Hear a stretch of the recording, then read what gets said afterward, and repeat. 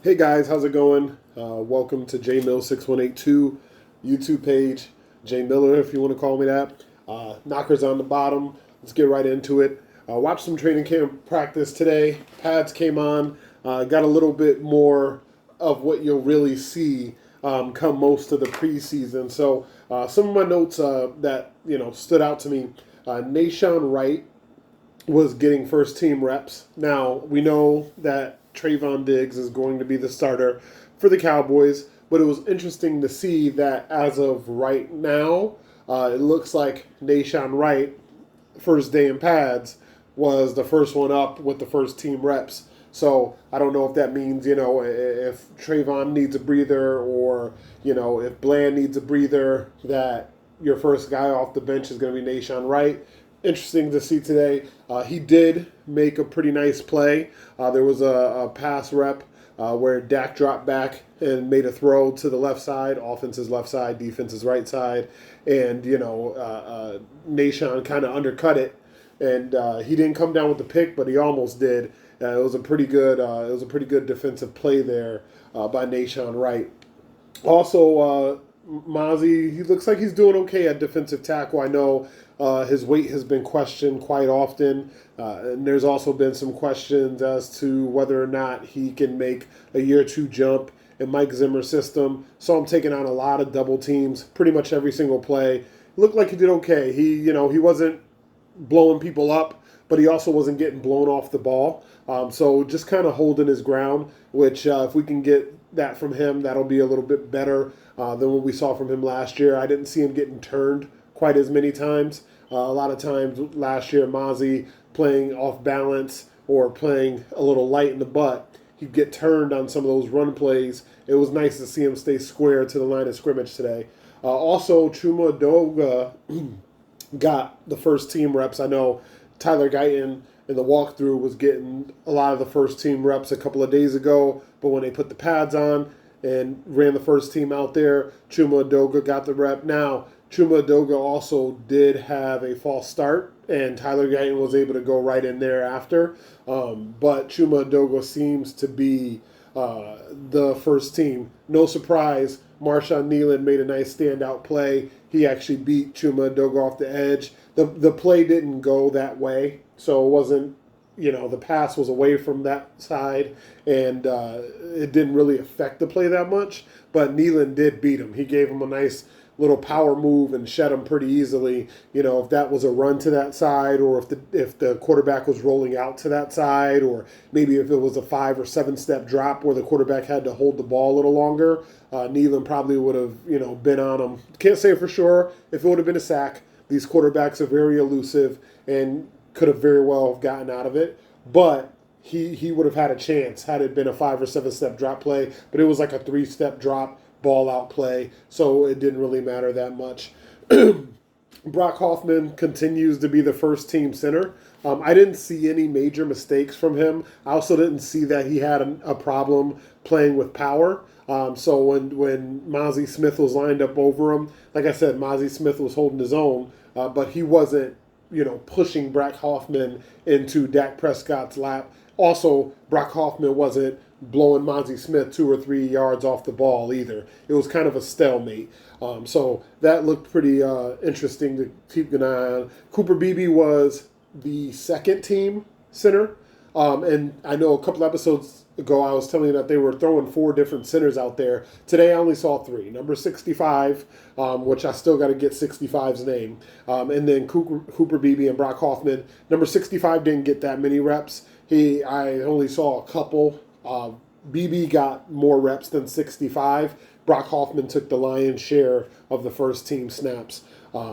Beebe's power is pretty evident. There were a couple plays there where he was playing and he was blocking up the middle there. He wasn't necessarily blocking Mozzie Smith, but he was kind of trying to get to the second level on some of the running plays and get to the linebackers. There was also a nice counter trap play where he kind of pulled to the offense's left side and kicked out the defensive end. You can definitely see the pop in the way he hits and the way he squares up on whoever it is, whether it's a defensive lineman or whether it's a linebacker, I think it's going to be pretty evident pretty early on that Cooper Beebe is definitely going to play with some power. So if he can get the snapping down, and not the under center snapping, I'm thinking it's more of the shotgun stuff. And if he can get the defense down, I think that's where Brock Hoffman's going to have a leg up in this competition here.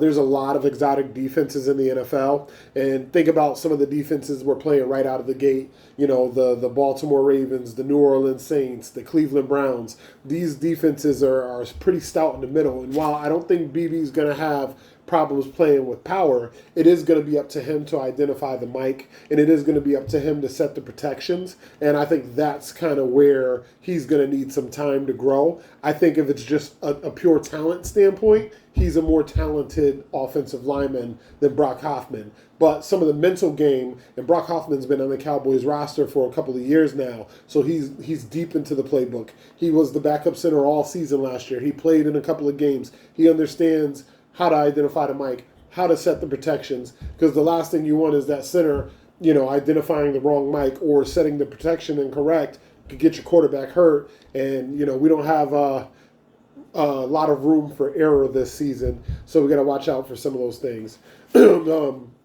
Tyron Billy Johnson just keeps making plays. He showed up again today. He has some nice bursts. I actually saw Trey Lance have a nice completion over to the right side. He kind of hit his back foot, let it go, looked pretty good. Also barely missed a completion down the left side to Racey McMath. Cedric Redwine made a nice play, the safety, getting over the top there to provide some help because McMath looked like he was going to catch that ball. And then Redwine came over at the last second, and McMath kind of short-armed it incomplete. But I didn't see it being a fault of Trey Lance's. I think the ball was where it needed to be, and it was one of those throws that we talk about him having trouble with, those outside the number down the field throws. It was actually a pretty okay throw. If that's CeeDee Lamb there, CeeDee Lamb might find a way to go up and get that and get himself to the ground without taking a big hit, especially in practice.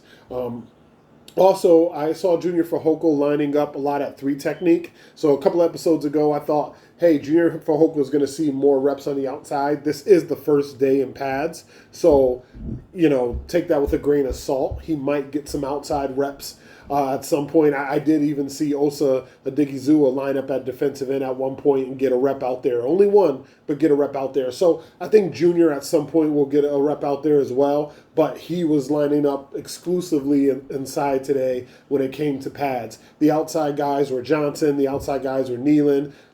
Micah Parsons took a lot of defensive end reps, almost exclusively defensive end reps in the portion that I saw. DeMarcus Lawrence was lining up at defensive end. Golston lined up inside. So just kind of looking at your depth chart right away, it looks like they're kind of cycling through some of those guys to see who can be the backup to Odighizuwa because, he's the man when it comes to 3 technique. Don't see him coming off the field much. Jordan Lewis made a nice play today out of the slot, batted a ball down, went to the ground. It looked like it was going to be a short catch if he didn't do it, so that looked nice. Guyton got a few first-team reps. Like I said, Chuma Edoga was taking the bulk of the first-team reps, but Guyton did get in there. Maybe like every 3 or 4 reps Chuma Edoga would take, 1 would be Guyton. Guyton had some really nice blocks, man. There were times where Micah Parsons was coming off the edge, and Guyton got his hands on him and got him in a good place and just stopped his rush. There were other times where he kind of had because it's Micah, so Micah's a beast, and there's some times where he kind of had to do the whole push him by the quarterback thing, which, hey, whatever works. Everybody's not going to be Tyron Smith and get their hands on you and it's over. Sometimes that guy's going to beat you around the edge, but you get to ride him a little bit and ride him right past the quarterback. Quarterback gets to step up and make a nice throw. That happened a few times. Also, Richards was getting some first-team left tackle work and some second-team left guard work. So they're working Awesome Richards as a 2-position player. Maybe trying to find a role for him, maybe either as a swing tackle or not a swing tackle because I didn't see him get any right side work. Sorry about that. But find him as a swing guard tackle combo. So if, God forbid, knock on all the fucking wood, but if Tyler Smith went down and you need someone to step in for a couple of plays, Awesome Richards looks like he's getting that work at guard, or if Guyton went down for a couple of plays, Awesome Richards is also getting that work at tackle, although I think Chuma Edogo in that scenario will be the first one off the bench. So that's something to keep an eye on as well. Nice grab from John Stevens Jr. Down the right side. The ball was coming in really, really low, and he had to kind of come back to the ball and go very low to the ground in order to get his hands up under it. He did. It was a great play, great catch. So it's nice to see him coming off the injury and stepping up again, and kind of getting back to what he was before he got hurt. Also, Dak was the one who made the pass, but the reason why it was low is because the defensive line was all around him. They beat up the offensive line in that play. I think Dak might have been sacked had it been a real game scenario. But it's practice, so they let him roll out to the right and make the throw. But Dak wasn't very comfortable back there. So that's kind of some of the things I saw in practice today. Also, just want to touch on this before we go. I've seen a couple of reports here that CeeDee Lamb is getting close to a deal in the $134 to $136 million range. Looks like that's about a $500,000 below Justin Jefferson. So it looks like he's going to come in right at number 2. They're saying they're close. So I think you'll see something here in the coming days. If that does happen and it breaks, I'll jump on right away, and give you some news and notes based on that. Still look for in the coming weeks for me, or coming days for me, to talk about some running backs and other teams, and also some defensive linemen on other teams. I know I've been promising you guys that, but I kind of wanted to just focus on the first practice in pads and just kind of let you know what stood out to me today. But thank you for coming to my channel, JMill6182, J Miller if you like. This has been Knockers on the Bottom. Hope to see you again. If there's anything that you want me to cover in the coming days, coming weeks, leave it in the comments below. Like and subscribe if you like the video, and hope to see you again. Peace.